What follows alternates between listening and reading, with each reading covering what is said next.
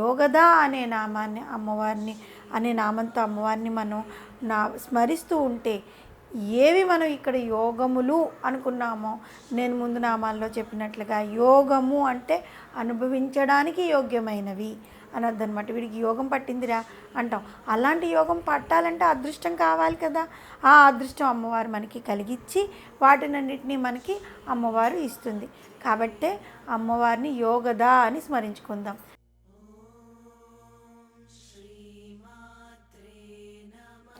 శ్రీమాత్రే నమః.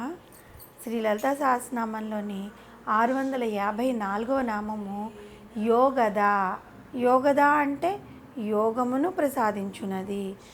యోగ అంటే యోగము, దా అంటే ప్రసాదించున్నది. మనం ఇంతకు ముందు నామంలో యోగినిలో ఏం చెప్పుకున్నాము?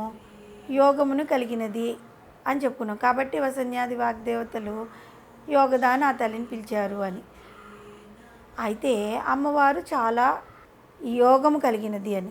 ఇప్పుడు ఆ తల్లి తన దగ్గర ఉన్న ఆ యోగాన్ని మన భక్తులకు అనుగ్రహించి వారిని యోగ మార్గంలో పయనింపజేసి తన సాన్నిధ్యానికి చేరుకుంటుంది అని చెప్తున్నారు ఇక్కడ. జగన్మాత లలిత త్రిపుర సుందరి ధనయోగము, సంతాన యోగము, విద్యాయోగము, ఈ మొదలైన అష్ట సంపదలను అష్టయోగములుగా అమ్మవారు మనకి ప్రసాదిస్తూ ఉంటుంది. తనకు లేక సాధించుకున్నది యోగము. అటువంటి యోగములను భక్తులు ఆ తల్లి నుంచి కోరుకుంటున్నారనమాట. వాటిని ప్రసాదించడానికి శ్రీమాత యోగదా అనే నామంతో విఖ్యాతమైంది.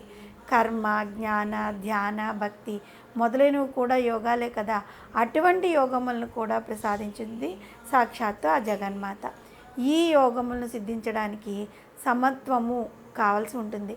ఆ సమత్వం కలిగినప్పుడే ఆ యోగం సిద్ధిస్తుంది.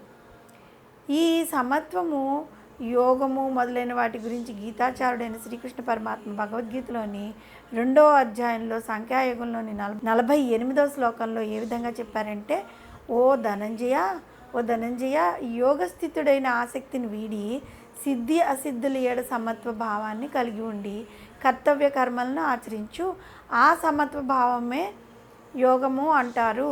అంటే యోగం సిద్ధించినప్పుడు కైవల్యం సిద్ధిస్తుంది. ఆ యోగం ద్వారా కైవల్యం సిద్ధిస్తూ ఉంటుందన్నమాట. యోగం అంటే ప్రధానంగా జీవాత్మ పరమాత్మల యొక్క కలయిక, అంటే రెండిటి యొక్క ఐక్యస్థితి అనే విషయాన్ని మనం ముందు నామాల్లో యోగినిలో తెలుసుకున్నాం కదా. ఈ స్థితిని పొందడానికి భక్తులు అనుసరించవలసిన పద్ధతినే యోగంగా వ్యవహరిస్తూ ఉంటారు. అంటే భక్తి యోగమని, రాజయోగము, జ్ఞానయోగము, కర్మయోగము, ఈ మొదలైన పద్ధతులన్నిటినీ కూడా జీవాత్మ పరమాత్మల ఐక్యం చేయడానికి కావాల్సిన యోగ పద్ధతులు అన్నమాట. ముఖ్యంగా శ్రీ విద్యాచరణలో అనుసరింపబడే కుండలిని యోగము అన్ని పద్ధతుల్లోనూ చాలా ముఖ్యమైనది, ప్రధానమైనది. ఆచరణలో కష్టసాధ్యమైన, అంటే కొంచెం ఆచరించడానికి కష్టమైనప్పటికీ కూడా ఫలితాన్ని త్వరగా ఇస్తుంది. యోగము అంటే మన దగ్గరలో లేని వాటిని పొందగలగడం అని చెప్పుకున్నాం. క్షేమము అంటే ఆ పొందిన వాటిని భద్రపరచుకోవటం అని చెప్పుకున్నాం. జగన్మాత లలిత త్రిపుర సుందరి తన భక్తులకి యోగాన్ని ప్రసాదించడమే కాకుండా వారు ఆ తల్లి నుండి పొందిన యోగాన్ని రక్షించుకోవడంలో కూడా అమ్మవారే సహాయపడుతుందన్నమాట. జీవుల విషయాన్ని గమనించినట్లయితే జగదీశ్వరాల్లో ఏ అవయవమునకు సంబంధించిన విషయాన్ని ఆ అవయవానికే జతపరచడం వల్ల జీవులందరిలోని శారీరక వ్యవస్థ సక్రమంగా పనిచేస్తూ ఉంటుంది. మనం ఇంతకుముందు కూడా చెప్పుకున్నాం, మన శరీరం అనేది ఒక మిషను. ఆ మిషన్ని ఎక్కడ ఎలా జరగాలో భగవంతుడు ఒక పెద్ద మెకానిక్ అన్నమాట తయారు చేసి పెట్టాడు. ఒకవేళ ఏదైనా పాడైనా ఆటోమేటిక్గా అది సక్రమంగా చేసుకోవడానికి కావాల్సిన నిర్మాణాన్ని కూడా భగవంతుడే పెట్టాడనమాట. మామూలుగా జీవుడు తనకి అనుభవించే శక్తిని కావాలి అనుకున్నప్పుడు ఆ శక్తుల్ని ప్రసాదించే మాతయే యోగద అన్నమాట. ఈ ప్రపంచాన్ని వీక్షించాలి అని అతడు కోరుకున్నాడు అనుకోండి, ఆ శక్తిని కంటికి ప్రసాదించే శక్తిని ఇవ్వగలిగిన యోగదాయిని యోగద. అంటే చూపు లేని వాళ్ళు చూపు కావాలని కోరుకుంటే ఆ చూపు ఇచ్చేది కూడా యోగదా కదా, అదనమాట. ఈ విధంగా వస్తు గుణమును దానికి సంబంధించిన ఇంద్రియాలతో జత చేయడమే ఒక యోగ ప్రక్రియ. అటువంటి యోగమును ఇచ్చు మహాశక్తియే యోగద. అలా కాకుండా చెవులకు సంబంధించిన విషయాల్ని కన్నులకు, చూడవలసిన విషయాల్ని చెవులకు జతపరిచారనుకోండి, అంతా మొత్తం అస్తవ్యస్తం అయిపోతుంది కదా. ఆ విధంగా జరగకుండా ఆ తల్లి చేస్తుంది కాబట్టే యోగద అని పిలువబడుతుంది. ఉదాహరణకు చెప్పుకుంటే, చూడడం అనేది ఒక భోగం, చూచు వ్యక్తి భోగ్య, చూచు కన్ను భోక్త. ఇక్కడ చూడండి, చూడడం అనేది భోగం అయితే ఆ చూసే వ్యక్తిని ఏమంటారు? భోగ్య అంటారు. ఆ చూసే కన్నుని భోక్త అంటారు.